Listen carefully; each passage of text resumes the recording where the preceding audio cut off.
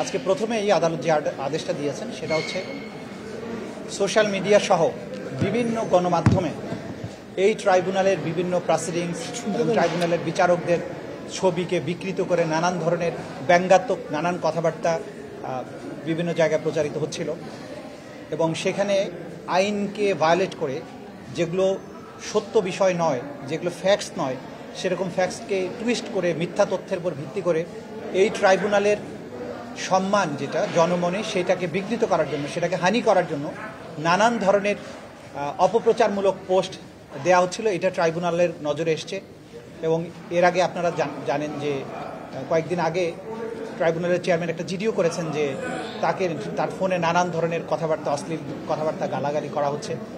এই সবগুলো বিষয়কে সামনে নিয়ে আদালত সুমোটো অর্থাৎ নিজের থেকে আদালত স্বপ্রণোদিত হয়ে একটা আদেশ দিয়েছেন। আমাদের তথ্য প্রযুক্তি মন্ত্রণালয়ের সচিব, বিটিআরসি চেয়ারম্যান এই দুজনের প্রতি ডাইরেকশন দিয়েছেন যে সামাজিক মাধ্যমে এই ধরনের যত ব্যঙ্গাত্মক পোস্ট আছে সেগুলোকে রিমুভ করার জন্য এবং ভবিষ্যতে যাতে এই ধরনের পোস্ট আর কেউ করতে না পারে সেই ব্যাপারে প্রয়োজনীয় ব্যবস্থা গ্রহণের জন্য নির্দেশ দিয়েছেন এবং পরবর্তী সময়ে একটা কমপ্লায়েন্স দিতে বলেছেন আদালতের কাছে। এটা হচ্ছে প্রথম অর্ডার।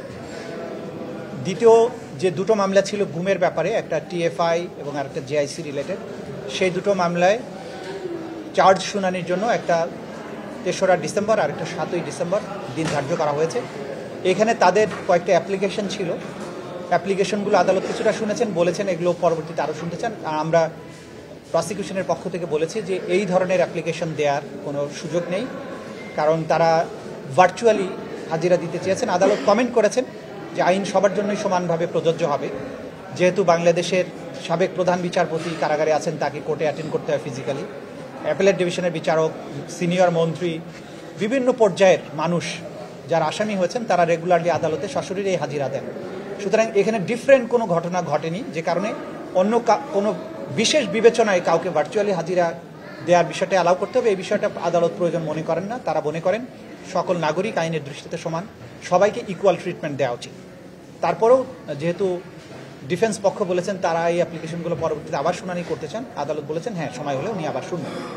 মোটা দাগে এই অ্যাপ্লিকেশনগুলোর উপরে আদালত তার কমেন্ট পাস করে এই ব্যাপারে কোনো আর আদেশ না দিয়ে পরবর্তী তারিখ নির্ধারণ করেছেন। সেই তারিখ দুটোতে আসামিদের সশরীরে হাজির থাকতে হবে এবং সেই দিন অভিযোগ গঠনের উপরে শুনানি অনুষ্ঠিত হবে। না, বিষয়টা হচ্ছে উত্তপ্ত বাক্য বিনিময়ের কিছু নেই। বিষয়টা হচ্ছে আদালতের প্রসিডিংস, এটা ওনারা অ্যাপ্লিকেশন দিয়েছেন, কিন্তু আমরা যেটা প্রশ্ন করেছি আদালতের কাছে, যে আদালতে আমরা যুক্তিতর্ক তুলে ধরেছি যে এই আদালতের কাছে যে কোনো আবেদন যদি করতে হয় তাহলে কোন আইন অনুযায়ী বা আইনের কোন বিধান অনুযায়ী, কোন ধারা অনুযায়ী আবেদন করা হচ্ছে সেটা উল্লেখ করতে হবে। তো উনি একটা ঢালাও অ্যাপ্লিকেশন করেছেন, কখনো বলছেন আমার ফোনের কল রেকর্ড মেসেজ এগুলো আমি পেতে চাই। তো ফোনের কল রেকর্ড মেসেজ উনি পেতে চান কেন, সেটার সাথে এই মামলার কি সম্পর্ক আছে? তার মামলায় এখন পর্যন্ত অভিযোগপত্র দাখিল হয়নি। তো ওনার মেসেজ এবং কল রেকর্ড যদি উনি পেতে চান ভিন্ন ফোরামে যাবেন। তো ওনার যে কোনো কিছু দরকার হলে ট্রাইব্যুনালের কাছে আসছেন, এটা আইনের বিধানের বাইরে, এটা আনহার্ড অফ। উনি একজনের কাছে একটা জিনিস পান বা একটা জিনিস চেয়েছেন, উনি দেয় নেই, ট্রাইব্যুনালের কাছে আসবেন। ওইটা পাওয়ার জন্য যেখানে যাওয়ার কথা আইনসম্মত উপায়, যে অথরিটির কাছে যাবার কথা সেখানে তিনি যাবেন। সেই জাতীয় ফেলাসাস অ্যাপ্লিকেশন উনি ফাইল করেছেন, সেগুলো আমরা বলেছি যে এই ধরনের অ্যাপ্লিকেশন এন্টারটেইন করার সুযোগ নেই। আরেকটা অ্যাপ্লিকেশন করেছেন যে ইন্টারোগেশনের সময় তারা আইনজীবী তারা উপস্থিত থাকবেন ওই রুমে।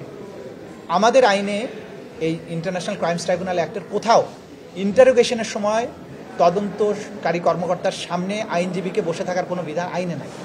কিন্তু এই আদালত ন্যায়, বিশেষ করে স্বচ্ছতার স্বার্থে একজন আইনজীবীকে আসামিকে যখন জিজ্ঞাসাবাদ করা হয় তার পাশে মিনস পার্শ্ববর্তী কোনো রুমে উপস্থিত থাকার জন্য পারমিশন দিয়ে থাকেন এবং 2010 সালে যখন ট্রাইব্যুনাল প্রতিষ্ঠিত হয় সেই সময় থেকে এই নিয়মটা মানা হচ্ছে যে যখনই কোনো আসামিকে জিজ্ঞাসাবাদ করা হয় তদন্ত সংস্থায়, তার একজন আইনজীবী যদি ইচ্ছা করেন তাহলে তিনি উপস্থিত থাকবেন পাশের রুমে এবং ইন্টারভালের সময় বা যখন দরকার হবে তখন উনি গিয়ে তার সাথে দেখা করতে পারবেন, তার কোনো সমস্যা আছে কিনা জিজ্ঞাসা করতে পারবেন।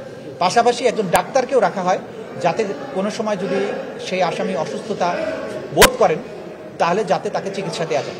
এগুলো ফেয়ারনেসের স্বার্থে আদালত করে থাকেন, এগুলো আমাদের আইনে কিন্তু নাই, তারপরেও এটা প্রোভাইড করা হয়। কিন্তু উনি বলতে চাচ্ছেন যে জিজ্ঞাসাবাদের সময় আসামির পাশে উনি বসে থাকবেন, এইটা বাস্তবসম্মত নয়। এবং যেহেতু তিনি আসামির আইনজীবী হলেও তিনি তার সম্পর্কে বোন, এবং সেখানে তাকে এই জিজ্ঞাসাবাদের যে মূল উদ্দেশ্য তার কাছ থেকে তথ্য উদ্ঘাটন করা, সেটার ক্ষেত্রে কিন্তু বিঘ্ন সৃষ্টি হবে। সেই জন্য তদন্ত সংস্থা বলেছেন যে তারা তাকে পার্শ্ববর্তী রুমে রাখতে পারবেন, কিন্তু তার জিজ্ঞাসাবাদের সময় তার সামনে বা মুখোমুখি রাখতে পারবেন না। এবং আরও কিছু বিষয় তিনি উত্থাপন করেছেন যে জিজ্ঞাসাবাদ করার জন্য কে উপস্থিত থাকবে, কে থাকবে না।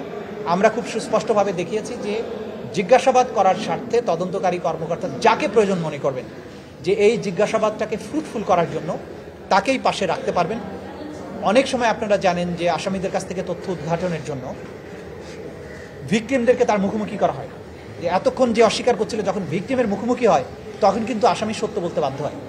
এইরকম প্রক্রিয়া তদন্ত সংস্থা ফলো করছেন, কিন্তু সেই প্রক্রিয়ার মধ্যে তিনি না গিয়ে সিন ক্রিয়েট করার চেষ্টা করেন, সবসময় তদন্তের কাজগুলোকে বিঘ্নিত করার চেষ্টা করেন, কোর্টের মধ্যে এসে আননেসেসারি অ্যাপ্লিকেশন দিয়ে কোর্টের সময় নষ্ট করার চেষ্টা করেন। এই বিষয়গুলো আমরা আদালতে তুলে ধরেছি, যেগুলো আইনসম্মত নয়, এগুলো বিচার প্রক্রিয়াকে বাধাগ্রস্ত করার শামিল।